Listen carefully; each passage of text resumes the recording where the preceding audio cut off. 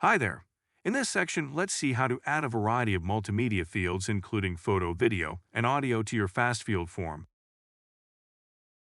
I want the vehicle inspectors to take a video of the vehicle upon inspection. Before we add a video field, we want to add a field that includes written directions telling inspectors what to include in the video. For this type of field, select Static Text.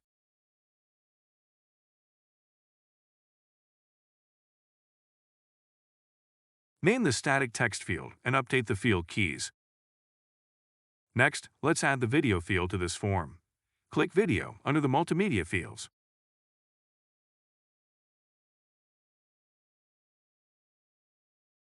Review the video settings. For this field, we can choose to allow our inspectors to upload videos from their phone's library by clicking Allow Photo Library. Always be sure to save your forms as you build. Click the green Save Draft button in the top left corner. You can add embedded photo from Multimedia field and click Upload.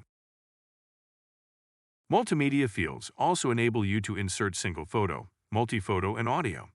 In audio, we can set the quality of audio from low to maximum.